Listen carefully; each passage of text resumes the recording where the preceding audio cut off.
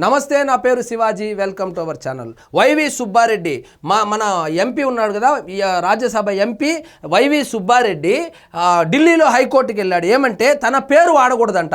ఆయన టీటీడీ చైర్మన్గా ఉన్నప్పుడు తిరుమల తిరుపతి దేవస్థానానికి సంబంధించి లడ్డూ తయారీలో కల్తీ నెయ్యి వాడడం జరిగిందని ఆరోపణలు ఎదుర్కొంటున్నటువంటి నేపథ్యంలో నా పేరు ఎవరు వాడకూడదు, నా పేరు మీద ఏ మీడియా సంస్థ కూడా కథనాలు రాయకూడదు, నాకు పరువు నష్టం జరుగుతూ ఉందని చెప్పి పరువు నష్టం జరుగుతా అంటే అప్పుడే స్పందించాల్సింది. ఎప్పుడైతే లడ్డూలో వాసన రాలేదో, ఎప్పుడైతే భక్తులు కంప్లైంట్ చేస్తున్నారో అప్పుడే గనుక స్పందించింటే పరువు బాగుండేది.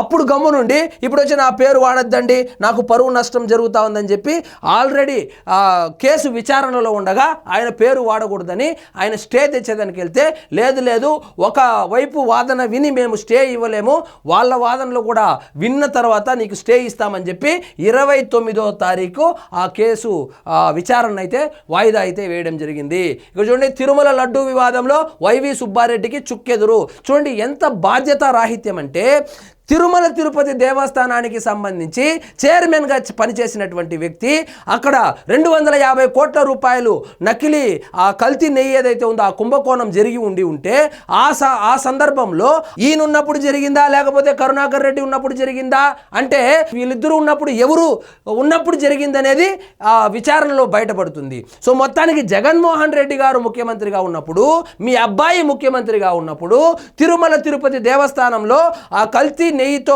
లడ్డు తయారు చేసి హిందువుల మనోభావాలతో ఆడుకున్నప్పుడు టీటీడీ ఆ ప్రతిష్టను దిగజార్చేలాగా చేసినప్పుడు, సో అప్పుడు నోరు తెరచకుండా ఇప్పుడు వచ్చిందని నా పేరు వాడద్దండి, నా పేరు వాడితే నేను కేసులు వేస్తాను, నా పేరు వాడితే నాకు ప్రతిష్టకు భంగం కలుగుతుంది, నాకు పరువు పోతుందని చెప్పి కోర్టుకి అయితే వెళ్ళడం జరిగింది.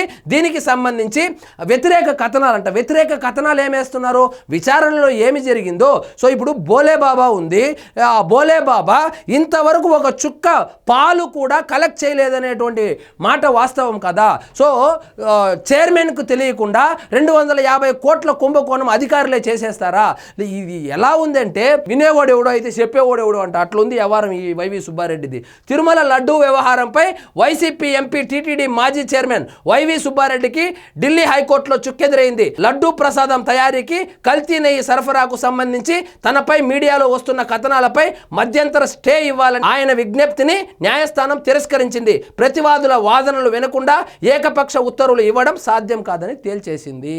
సో కేసు విచారణ అయితే 29వ తారీఖు అయితే వాయిదా పడింది. సో ఈ స్టే యొక్క ముఖ్య ఉద్దేశం ఏంటంటే, తిరుమల తిరుపతి దేవస్థానానికి సంబంధించి కల్తీ నెయ్యి వాడారని కానీ, లేదా తన హయాంలో వాడారని కానీ, ఈయన డబ్బులు తీసుకున్నారని కానీ, ఈయన పేరు ఎవరు వాడకూడదంట.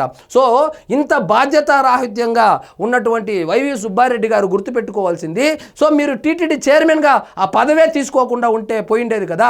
సో ఒక బాధ్యతాయుతమైనటువంటి పదవిలో ఉండి అక్కడ జరగరానిది జరిగినప్పుడు నా పేరే వాడద్దు అనే కోర్టుకు వెళ్ళడం ఎంతవరకు సమంజసమో ఒకసారి ఆత్మ పరిశీలన చేసుకోవాలి. ఇంత బాధ్యతారాహిత్యంగా ఉన్నప్పుడు అలాంటి పదవికి వెళ్ళి ఉండకూడదు.